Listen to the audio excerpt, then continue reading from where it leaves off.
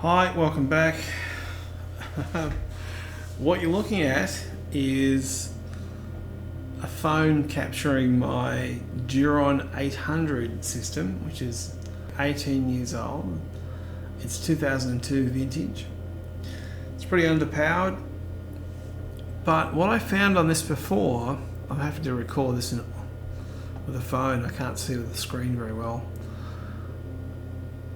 I'll go to the PB test. I don't think the framing's very good, but we'll stick with it.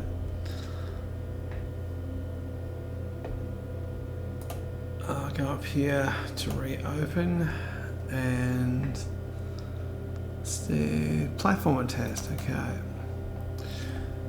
I found this version of the Steve's platformer demo, but this one's running or laid out to be more optimal for this much older system. So single core, of course, not a lot of memory in this thing, low end GPU.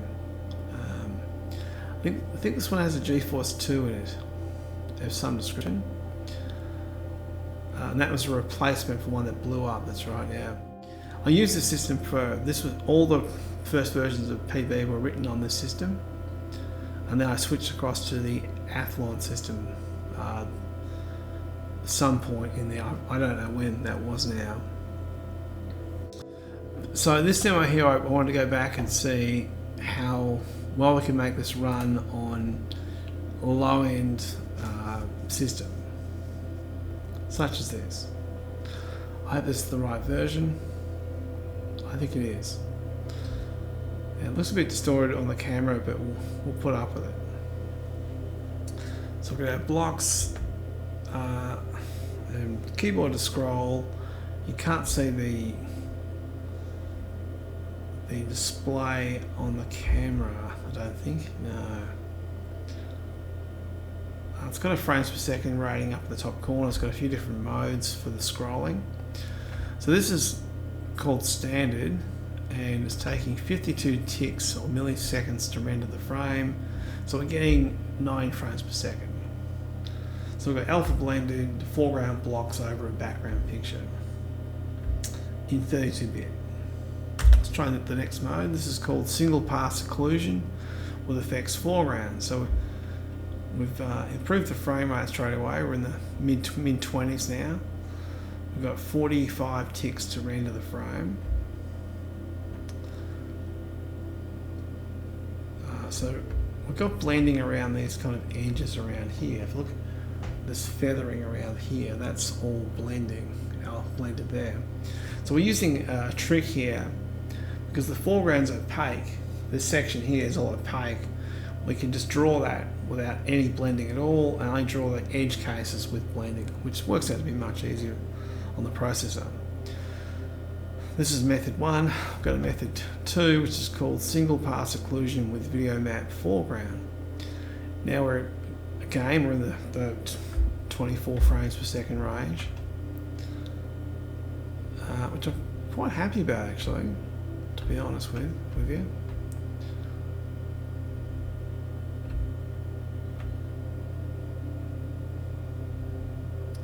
This is with video map foreground. Now we'll try the next mode. This is 2 pass occlusion, about 26 frames per second. We're 38 ticks now to render the frame. It does have VSync enabled, so we are losing some time there. It's quite good. 2 pass occlusion with map foreground.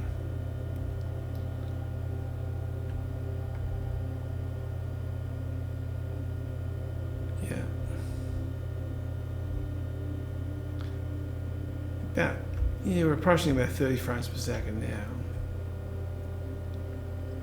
which is pretty good for an 18-year-old system.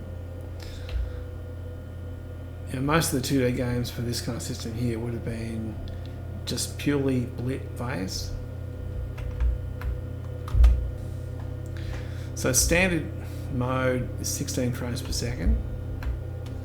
Go forward and compare the quickest one, we've doubled the frame rate pretty much.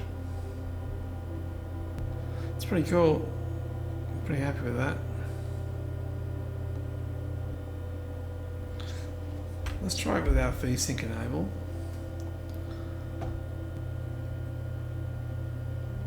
Yeah, I'm not sure how this demo is set up, to be honest. Drawing the screen to the background. No, I don't think it is. Yeah, that's all right. So what kind of screen mode that we're running this in? Settings. Screen. Well, there you go. We're running 1024 by 768. Now, on this system here, there are very few old 2D games that run in that resolution. Let's just try and play with the screen mode there a little bit. We'll try and drop it to 16-bit. And just see what we get. The desktop of this system's a mess now. Complete mess.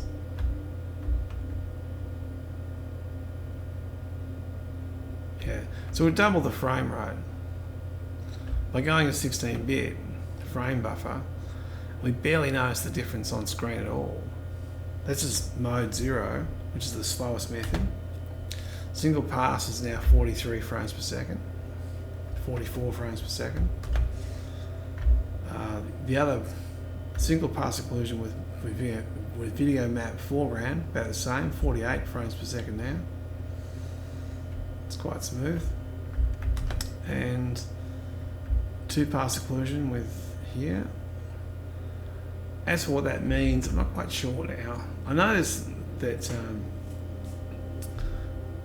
the principal idea here is to pre-calc what blocks you need to draw and how you need to draw them.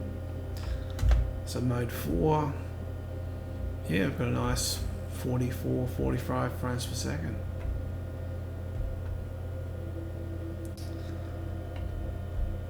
It's pretty cool. So what it's doing is that it's splitting the background picture in one asynchronous split. It's using the video hardware to do that. Then the foreground here, this opaque section inside the tiles, this is just tiled and drawn as video blocks as well. So if these tiles are too small, that's a bit of a kludge for the GPU, but keeping them a decent size and a power of 2 helps. But these edges that need alpha, they're blended to the background. So this portion around here is drawn to an FX buffer, blended with the FX buffer, and then copied to video memory. Because that's done in 32-bit and scaled down, we don't actually have any problem with that. You would notice that the coloured limitations of 16-bit more if you had, a linear gradient from one point to another. I don't know if this runs if I change the resolution. We'll soon find out. Let's have a look. If we just go back to 600, we'll go to 960. 960 is probably a good compromise, actually. If this monitor will support it. I'm not sure it does.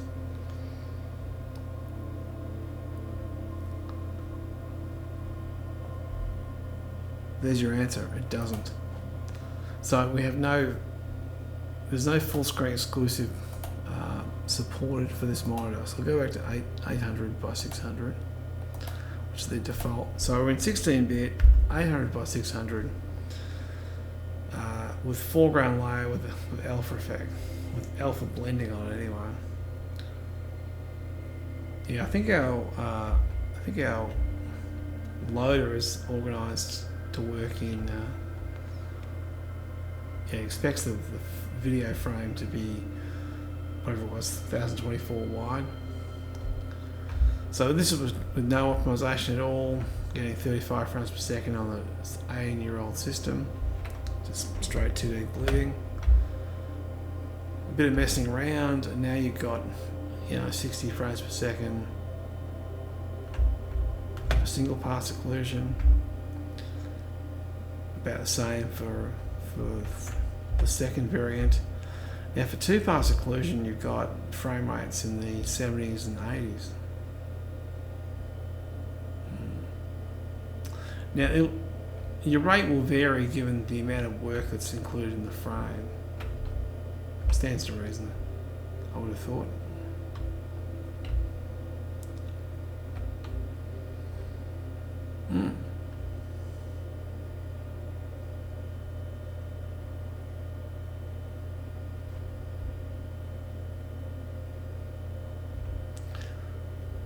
I don't know what version of PB we're actually using. I think it's 164 variant of some type anyway. So it's not as, this is not as quick as like a 164p, for example. So there's probably some performance laying on the table just through the interpreter itself. Probably not a lot, but some, yeah. Pretty cool. Sorry, we didn't test mode 4.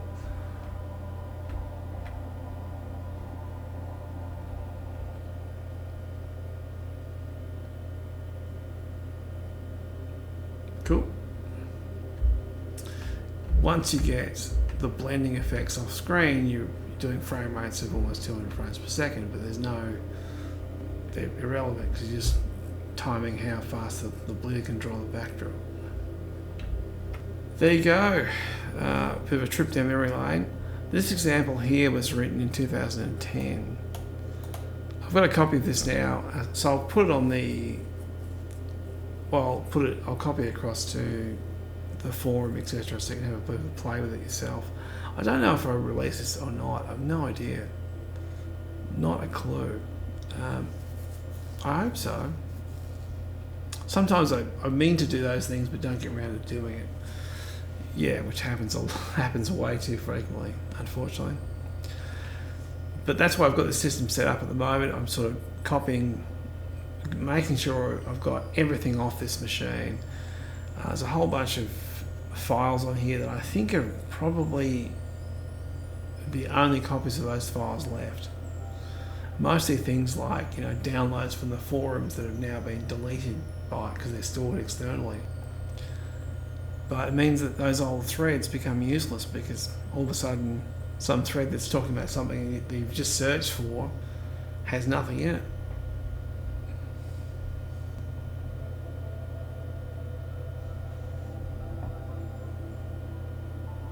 Yeah, the copy here just uses copy rect.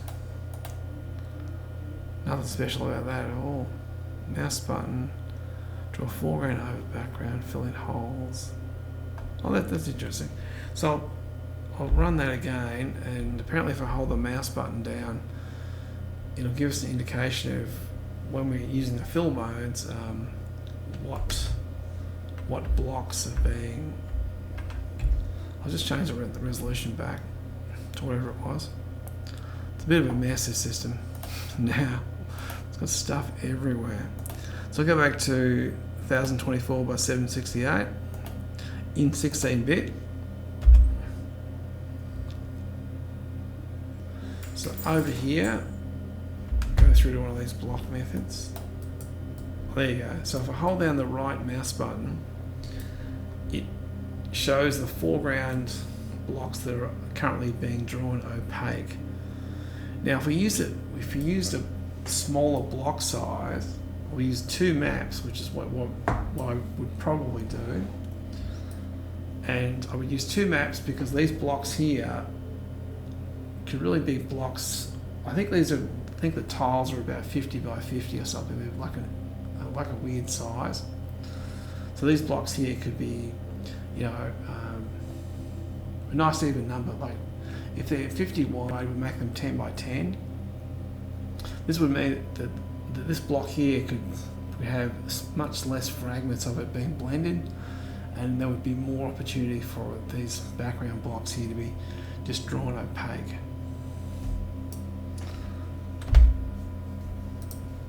Yeah, so all those methods have the same limitation, same effect in them.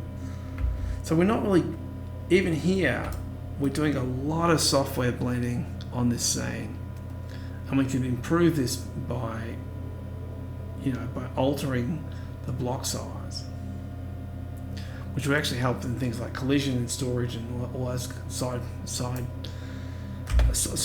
effects as well. Not that it matters now, really, but it's an interesting observation to make in terms of optimization. If you want to draw maps efficiently, this is why we added some occlusion functions into PB for you to help you. If you've got multiple layers of blocks and you want to clear out back layers from being drawn, you can use the foreground occlusion to do that.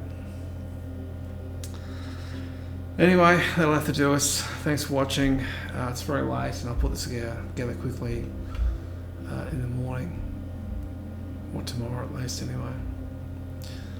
I'll get back to copying, backing up the files. So hopefully that was interesting. I don't know if it was or not. Hope you have a good time coding and have fun for Easter, all that kind of stuff. And we'll see you soon. Bye.